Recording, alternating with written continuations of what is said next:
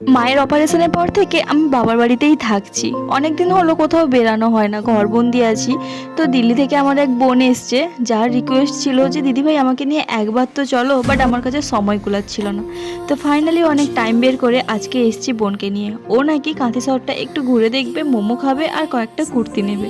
কিন্তু এমবাজারে এসে ওর একটাও কুর্তি পছন্দ না হলেও আমার কিন্তু বোতলগুলো হেভি স্টাইলিশ লাগছিল, যেটার দাম ছিল 100 টাকা। 100 টাকা দিয়ে একটা বোতল নেওয়া আমার কাছে একটু বিলাসিতাই মনে হয়েছে। তারপরে ও কিছু কিনলো আর আমাকেও সবাই বলে যে তোর গলা খালি, কান খালি, কিছু তো একটা পরতিস। তাই আমি এই হালকা একটু পেন্ডেন্ট আর এই হারটা নিলাম, যেটা রেগুলার ব্যবহার করার জন্য। আর আমি ফেসে কিন্তু কোনো ক্রিম ব্যবহার করতাম না, তাই নিয়ে নিলাম এই ভিকো টার্মারিক ক্রিমটা, ব্যবহার করে দেখবো কেমন লাগে। আর অনেক দোকান ঘোরার পর ফাইনালি মহারানীর কিন্তু এই কুর্তিটা পছন্দ হয়েছে, যেটা সত্যিই খুব ভালো লাগছিল, আমাকে তো ভীষণ ভালো লাগছিল।